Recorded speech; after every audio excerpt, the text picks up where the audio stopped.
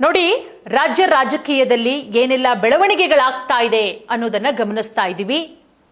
ಒಂದು ಕಡೆ ವಿಧಾನಸಭೆ ವಿಧಾನ ಪರಿಷತ್ನಲ್ಲಿ ಬಿ ನಾಗೇಂದ್ರ ಅವರ ರಾಜೀನಾಮೆಯ ಕೂಗು ಬಹಳಷ್ಟು ಜೋರಾಗಿ ಕೇಳಿಬರ್ತಾ ಇದೆ. ಬಟ್ ಅದಕ್ಕಿಂತ ಹಿಂದೆ ನಾವು ನೋಡೋದಾದ್ರೆ ಸಿದ್ದರಾಮಯ್ಯನವರು ರಾಜೀನಾಮೆ ಕೊಟ್ಟು ಕೆಳಗಿಳಿತಾರೆ. ಸಿದ್ದರಾಮಯ್ಯನವರು ಬಹಳ ಕೂಲ್ ಆಗಿದ್ದಾರೆ, ಬಹಳ ಕಾಮ್ ಆಗಿದ್ದಾರೆ, ಬಹಳ ಆರಾಮಾಗಿದ್ದಾರೆ. ಅಂದ್ರೆ ಸಿದ್ದರಾಮಯ್ಯನವರು ಏನೂ ರಣತಂತ್ರ ಮಾಡ್ತಾ ಇಲ್ವಾ?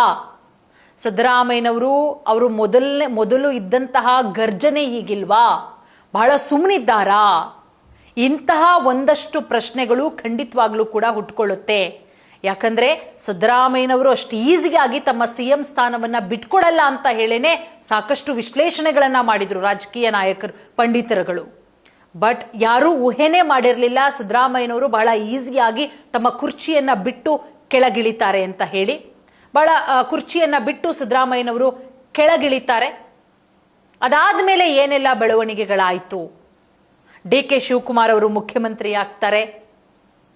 ಸಿದ್ದರಾಮಯ್ಯನವರು ಒಂದು ಕಡೆ ಮುನಿಸನ್ನು ಕೂಡ ತೋರಿಸ್ತಾರೆ ಕೆಲವೊಂದಿಷ್ಟು ವಿಚಾರಕ್ಕೆ, ಅವರಿಗೆ ಬೇಕಾದಂತಹ ಆಪ್ತರಿಗೆ ಸಚಿವ ಸ್ಥಾನ ಮಿಸ್ ಆಗಿದ್ದಕ್ಕೆ. ಆದರೂ ಎಲ್ಲೋ ಒಂದು ಕಡೆ ಸಿದ್ದರಾಮಯ್ಯನವರು JDS ಕಡೆಗೆ ಮುಖ ಮಾಡ್ತಾ ಇದ್ದಾರಾ ಅನ್ನುವಂತಹ ಒಂದಷ್ಟು ಪ್ರಶ್ನೆಗಳು ಹುಟ್ಕೊಳ್ತಾ ಇದೆ. ಹಳೆ ದೋಸ್ತಿಗಳ ಜೊತೆಗೆ ಮತ್ತೆ ಕೈ ಜೋಡಿಸ್ತಾರಾ ಮಾಜಿ ಮುಖ್ಯಮಂತ್ರಿಗಳಾದಂತಹ ಸಿದ್ದರಾಮಯ್ಯನವರು? ಈ ರೀತಿಯ ಚರ್ಚೆಗಳು ಕಳೆದ 2-3 ದಿನಗಳ ಹಿಂದಿನಿಂದ ಓಡಾಡ್ತಾ ಇರೋದು. ಯಾಕೆ ಈ ರೀತಿ ಚರ್ಚೆಗಳು ಓಡಾಡ್ತಾ ಇದೆ? ಇದಕ್ಕೊಂದು ಕಾರಣ ಇದೆ ನೋಡಿ. ಕಳೆದ ಒಂದು 3-4 ದಿನಗಳ ಹಿಂದೆ JDS ಶಾಸಕರು ಒಂದು ಖಾಸಗಿ ಹೋಟೆಲ್ ಅಲ್ಲಿ ಮೀಟಿಂಗ್ ಅನ್ನ ಮಾಡ್ತಾರೆ. JDS ಶಾಸಕರು ಖಾಸಗಿ ಹೋಟೆಲ್ನಲ್ಲಿ ಮೀಟಿಂಗ್ ಮಾಡ್ತಾ ಇದ್ದಂತಹ ಸಂದರ್ಭದಲ್ಲೇ ಸಿದ್ದರಾಮಯ್ಯನವರು ಆ ಹೋಟೆಲ್ಗೆ ಎಂಟ್ರಿ ಕೊಡ್ತಾರೆ ತಮ್ಮ ಆಪ್ತರ ಜೊತೆಗೆ. ಈ ವಿಚಾರವೇ ಈಗ ರಾಜಕೀಯದಲ್ಲಿ ತೀವ್ರ ಚರ್ಚೆಗೆ ಕಾರಣ ಆಗಿದೆ.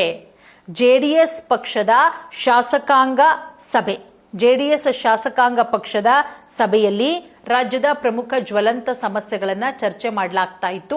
ಯಾಕಂದ್ರೆ ಆ ಸಭೆ ಮುಗಿದ ಮೇಲೆ JDS ಶಾಸಕರು ಒಂದಷ್ಟು ಹೇಳಿಕೆಗಳನ್ನ ಕೊಡ್ತಾರೆ. ಬಟ್ ಆ ಸಭೆ ನಡೀತಾ ಇದ್ದಂತ ಹೋಟೆಲ್ಗೆನೆ ತಮ್ಮ ಆಪ್ತರ ಜೊತೆಗೆ ಸಿದ್ದರಾಮಯ್ಯನವರು ಬಂದಿದ್ದು ಇಷ್ಟೆಲ್ಲಾ ಪ್ರಶ್ನೆಗಳನ್ನ ಹುಟ್ಟು ಹಾಕುವಂತೆ ಮಾಡಿದೆ. ಯಾಕಂದ್ರೆ ಸಿದ್ದರಾಮಯ್ಯನವರು ಅವರ ವರ್ಚಸ್ಸು ಯಾವ ರೀತಿ ಇತ್ತು ಅನ್ನೋದು ಗೊತ್ತು. 8 ವರ್ಷ ಮುಖ್ಯಮಂತ್ರಿ ಆಗಿದ್ದಂಥವರು ಸಿದ್ದರಾಮಯ್ಯನವರು. 5 ವರ್ಷ ಆಗ, ಈಗ 2023ರಿಂದ 26ರವರೆಗೂ 3 ವರ್ಷ.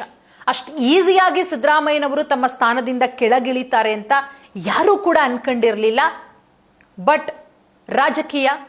ಬಟ್ ಕೆಳಗಿಳಿದ ಮೇಲೆ ಸಿದ್ದರಾಮಯ್ಯನವರು ಬಹಳ ಕೂಲ್ ಆಗಿದ್ದಾರೆ.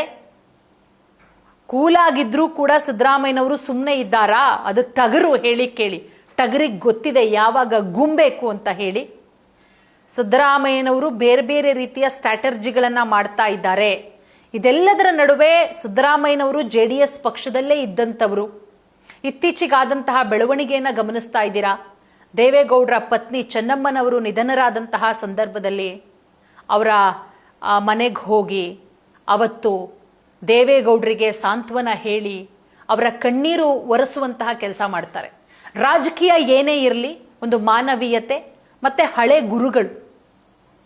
ರಾಜಕೀಯದಲ್ಲಿ ಎಲ್ಲವನ್ನೂ ಕೂಡ ಕಲಿಸ್ಕೊಟ್ಟವರು ದೇವೇಗೌಡರು ಸಿದ್ದರಾಮಯ್ಯನವರಿಗೆ.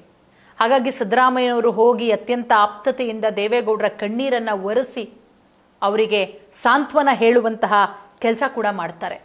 ಸೊ ಹೀಗಿದ್ದಾಗ ಅದೊಂದು ಉದಾಹರಣೆ. ಅದಾದ್ಮೇಲೆ ಮೊನ್ನೆ ಖಾಸಗಿ ಹೋಟೆಲ್ನಲ್ಲಿ ಶಾಸಕಾಂಗ ಪಕ್ಷದ ಸಭೆ ನಡೀತಾ ಇದ್ದಂತಹ ಸಂದರ್ಭದಲ್ಲಿ JDS ಶಾಸಕರು, ಕುಮಾರಸ್ವಾಮಿ ಅವರು ಎಲ್ಲ ಇದ್ದಂತಹ ಟೈಮಲ್ಲೇ ಅದೇ ಹೋಟೆಲ್ಗೆ ಸಿದ್ದರಾಮಯ್ಯನವರು ಹೋಗಿದ್ದು ಈಗ ಒಂದಷ್ಟು ವಿಚಾರಗಳು ಎಲ್ಲೋ ಒಂದು ಕಡೆ ಮತ್ತೊಮ್ಮೆ ಹಳೆ ಗುಡಿಗೆ ಸೇರ್ಪಡೆಯಾಗ್ತಾರಾ, ಹಳೆ ದೋಸ್ತಿಗಳ ಜೊತೆಗೆ ಮತ್ತೊಮ್ಮೆ ಕೈ ಜೋಡಿಸ್ತಾರಾ ಅಂತ. ಬಟ್ ಆ ಸಭೆಯೆಲ್ಲ ಆದಮೇಲೆ JDS ಶಾಸಕರು ಸಿದ್ದರಾಮಯ್ಯನವರು ಬಂದಿದ್ರು, ಅದೇನು ಬಗ್ಗೆ ರಿಯಾಕ್ಟ್ ಮಾಡಲಿಲ್ಲ. ಬಟ್ ಹೋಟೆಲ್ ಅಂದ ಮೇಲೆ ಎಲ್ಲರೂ ಹೋಗೋದು ಸಹಜ. JDS ಅವರೇ ಇಡೀ ಹೋಟೆಲ್ ಏನು ಬುಕ್ ಮಾಡಿರಲ್ಲ. ಆ ಒಂದು ಉದ್ದೇಶದಿಂದ ಅವರು ಬೇರೆ ಊಟಕ್ಕೋ ಏನಕ್ಕೋ ಹೋಗಿರಬಹುದೇನೋ. ಬಟ್ ಅದೇ ಹೋಟೆಲ್ಗೆ ಅವರು ಇದ್ದಂತಹ ಸಂದರ್ಭದಲ್ಲೇ ಹೋಗಿದ್ದು ಈ ರೀತಿಯ ಚರ್ಚೆಗಳನ್ನು ಹುಟ್ಟುಹಾಕ್ತಾ ಇದೆ. ಬಟ್ ಶ್ರೀ ಸುರೇಶ್ ಬಾಬು ಅವರು ಶಾಸಕಾಂಗ ಪಕ್ಷದ ನಾಯಕರು, ಶಾಸಕರು ಅವರು ಹೇಳಿದ್ದು. ಒಂದಷ್ಟು ಚರ್ಚೆಗಳಾಗುತ್ತೆ. ವಾಲ್ಮೀಕಿ ನಿಗಮ ಹಗರಣ, ರಾಜ್ಯದಲ್ಲಿನ ತೀವ್ರ ಬರ ಪರಿಸ್ಥಿತಿ, ಬಿಡದಿ ಟೌನ್ಶಿಪ್ಪು, ಈ ಎಲ್ಲ ವಿಚಾರಗಳಿಗೆ ಸಂಬಂಧಪಟ್ಟಂತೆ ಚರ್ಚೆಯಾಗುತ್ತೆ JDS ಶಾಸಕಾಂಗ ಸಭೆಯಲ್ಲಿ ಅಂತ. ಬಟ್ ಆ ಸಭೆಯಲ್ಲಿ ದೊಡ್ಡ ಮಟ್ಟದಲ್ಲಿ ಹೈಲೈಟ್ ಆಗಿದ್ದು ಸಿದ್ದರಾಮಯ್ಯನವರು.